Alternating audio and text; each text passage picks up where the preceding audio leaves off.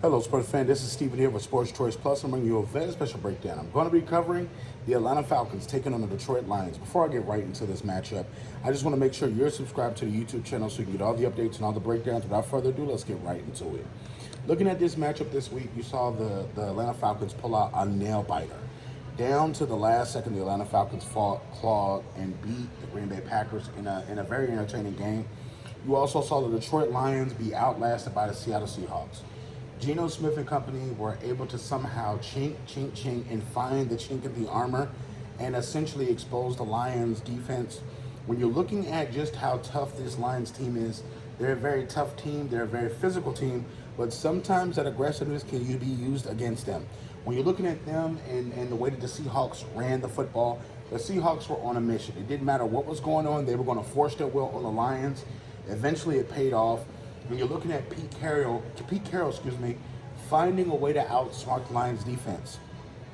Essentially, the Seahawks move on to be essentially a step better. And you're looking at the Lions saying, after a pretty good win against the Chiefs on week 1, we were expecting a lot more. It was a little let down, but you got to think, you can rebound against a 2-0 Falcons team that has a lot of talent on the offensive side of the ball.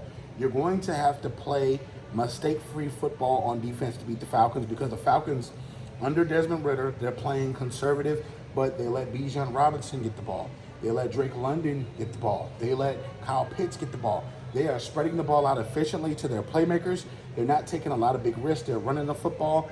Arthur Smith has his team run first, and you're seeing that the dividends are paying off. You're seeing that the offensive line is starting to block better. You're seeing that the blocks from the receivers are getting better. And you're seeing downfield transitional blocks where a wide receiver may hit this corner with a block, boom, corner's down. He's going to the linebacker now. He's going to the safety now. And they're playing a solid brand of football. They didn't have all the offense out on preseason. And I think that was probably by design, because you see Bijan Robinson being moved all over the place. He's making impact plays for the Falcons all over the place. It's going to be tough in this one, because the aggressiveness of the Lions, the aggressiveness of this team, somehow you saw it against the Chiefs. It was starting to backfire a little bit late in that football game, and you saw it against the Seahawks. They have to be disciplined in their gap assignments. They have to be disciplined in the fourth quarter and trust the guy next to them to be where they need to be.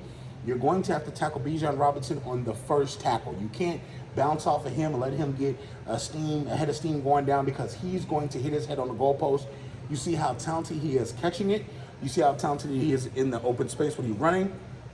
So you want to limit his opportunities to get like a Christian McCaffrey kind of start, where he's starting to touch the ball and all of a sudden the field becomes bigger. The players become slower and he's moving a lot faster. So in this one here, it's going to be a tough one, but I think the Atlanta Falcons have just a little bit more offensive firepower than a defensive Detroit Lions. And I think that overall it's going to be a higher scoring game, because I feel like the defense is going to go out the window. Jared Goff is going to go back and forth with Desmond Ridder a little bit, because the offense of the Lions can go off as well. But I think that the Atlanta Falcons takeaway is they have more playmakers on their side of the ball. I feel like offensively, even though you have some household names on the Lions, you have some young guns on this Falcons team, and it's exciting to watch their brand of football. So I'm picking the Falcons to win this one. All you Lions fans, all you Falcons fans, get in the comment section below. Definitely check out Sports Choice Plus for all the breakdowns and all the updates, and we'll see you in the next video.